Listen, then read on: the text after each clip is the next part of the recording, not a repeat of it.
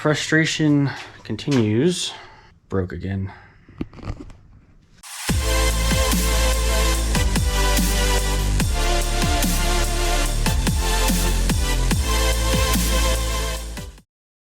guess what else to do than make a video about it.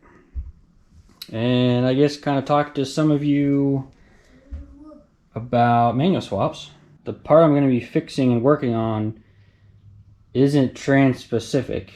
It's actually Grand Am stuff. So I've blown out a 4th master cylinder now, as you can see. The seal went kablooey. We'll get some more detailed shot as we go here because everything's coming out. And then I'll actually just show you guys the installation process as I'm putting everything back together. Got a new one of these on the way.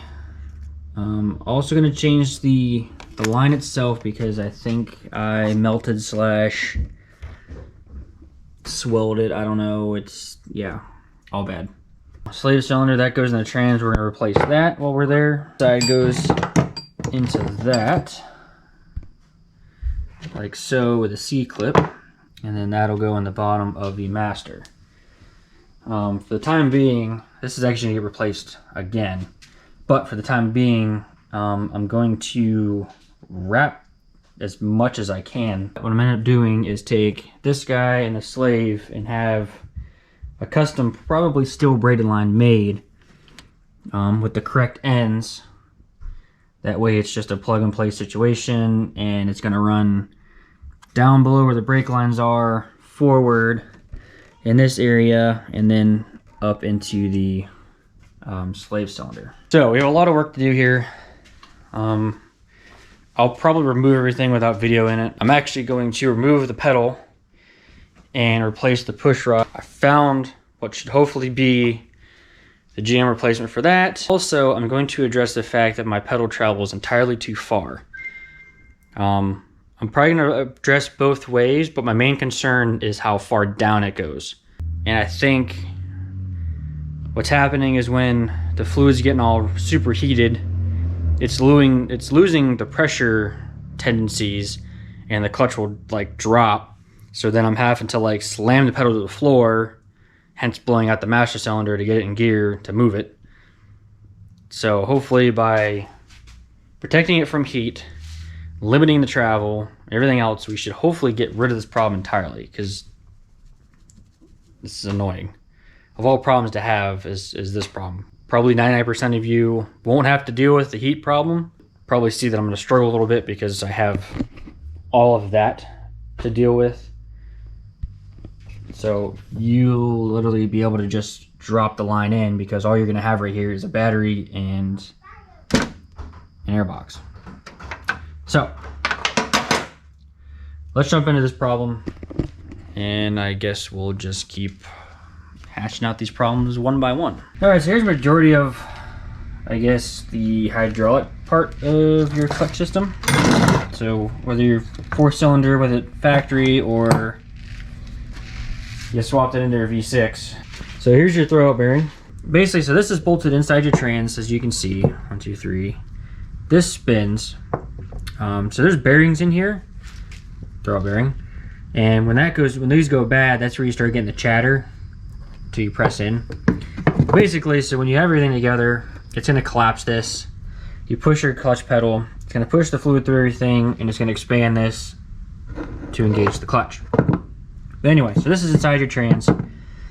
Just on the outside of the trans is where you see this connection, and that's where your slave cylinder goes. So that's going to go into here with a snap ring and connect to that. So this is your slave cylinder. This is where you'll do your bleeding. Connecting to that is your line. You have your line, and your line ends up right about here. Okay, and that's where you're going to find your master cylinder. That's going to bolt to your firewall like so. Your line comes in the bottom. Your reservoir feeds at the top. So it does rely partially on gravity, so you want this to be up higher, you know, and a clear path of travel without being pinched. So mine actually sits up above, just behind our fuse box here. Anyway, so I had to drill the hole. The holes are already there with bolts in them. You take those bolts out, and right in the center of that is where you drew your hole out. So whatever the size of this is. So it's as big as that is around. About an inch, maybe a little more than an inch. That's everything under the hood. Inside the car, which I got it out finally, here's the push rod, and I'm glad I bought a new one because this one's like chewed up and it no longer grabs on to the plunger in there. This side goes to the master cylinder. This is going to be attached to the pedal. It just kind of clips in. And yeah, that's where the fun part is.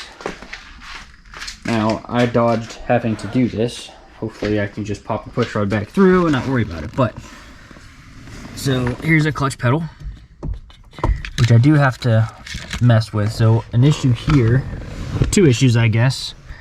So one, I'm gonna put a bolt through where the cruise switch is supposed to go to keep it from going back. So it'll actually make this level and not pull the push rod through too far. And then on the flip side, you can see down there at the bottom, it's supposed to be the neutral safety switch. I don't use it. That's basically just so you have to push the clutch in to start the car. It's a wire that comes from the ignition and then goes to your starter. For those of you having to install this, so it's gonna be a big old assembly, and you're gonna slide it up right in here. And from what I learned, on Grand Am and Aleros, the hole's already there. Apparently on Malibus, if you do this, the holes are not there. So it's 3 10mm bolts, and basically you just have to fish and find and be cramped to get to it.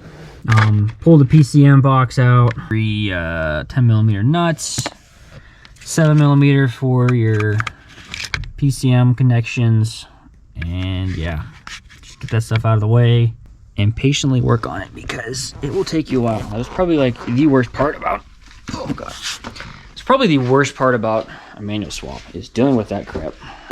Next we'll start installing stuff. All right, so now our parts showed up. Yeah, all right, so let's start with the push rod here.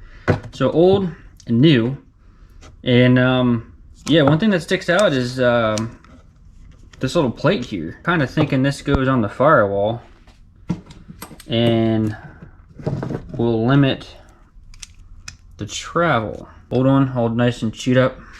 Going into the trash. So order the master cylinder.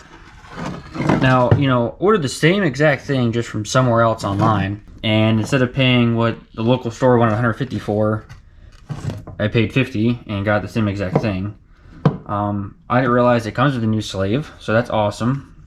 So I can literally just plug this thing in and go. I'm gonna run to the store and get some kind of heat barrier tape or something, and probably just do the whole line just to be on the safe side, like I said, for now. So let me go get that stuff. I'm gonna transfer over at least my hose.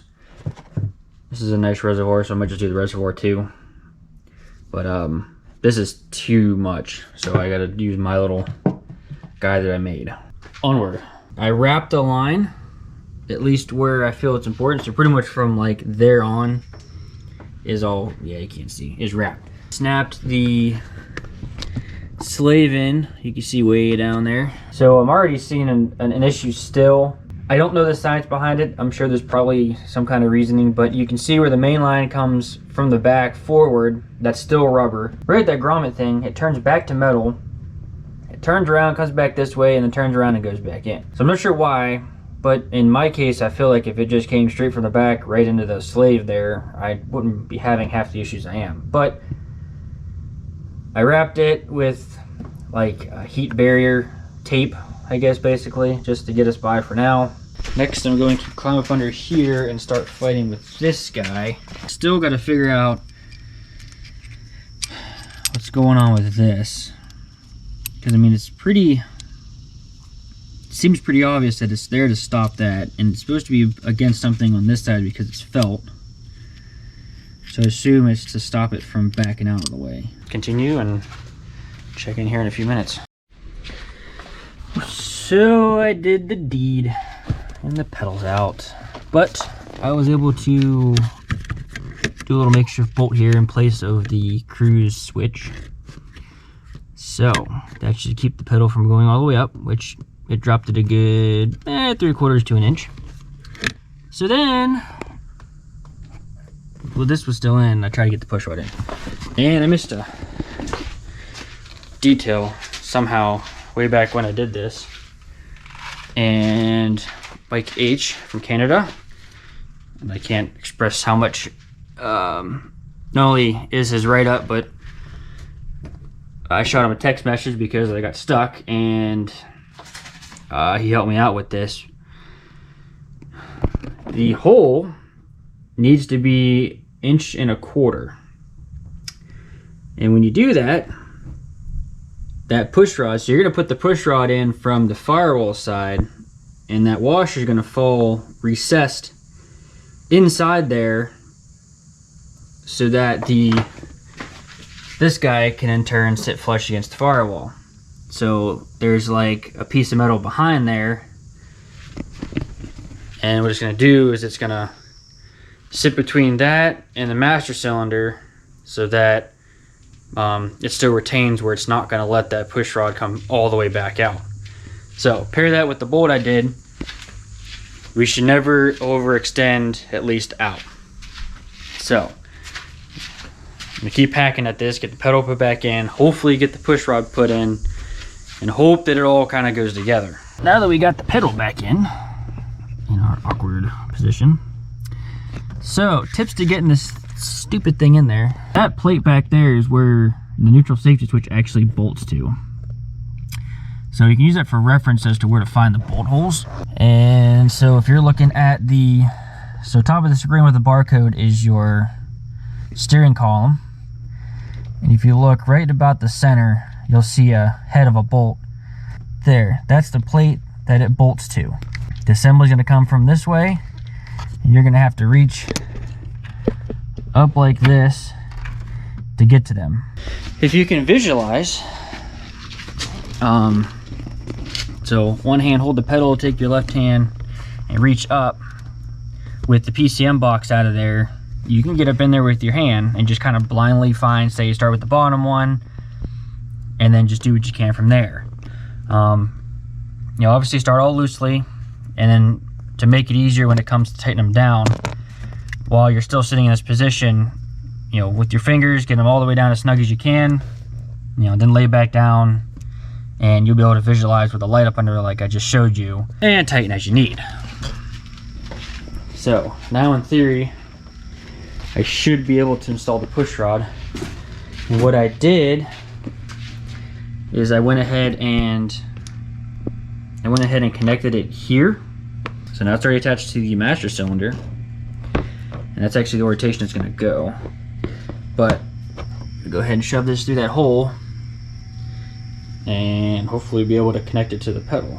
Quick checklist: pedal's in and secure, push rod's in and connected, master cylinder's bolted to the firewall, the line is secure there with the clip, and the other half down in there somewhere was already connected to the slave. Put the slave in. Slave is connected to our throw out. So in here with a big giant quick clip, whatever you want to call it. So everything is connected. I am actually going to try, in my somewhat research, this DOT 5.1. It's supposed to be a higher temp, which I was reading, you want to look at the wet boiling point. Your normal everyday .3, I believe, was like 280 something. Let's see if it says. There it is. 284 of wet boiling point. This one is 356 degrees Fahrenheit of a wet boiling point. So we're gonna go for it and hope that it helps. So I already filled the reservoir a little bit. I'm gonna crack the bleeder. I fired up the air compressor, and I've got my vacuum bleeder here ready to go. So let me work on this, and hopefully I'll have some good news and we can wrap this up. It just time. I mean, let's try it. Yeah. See what we have here. Ooh.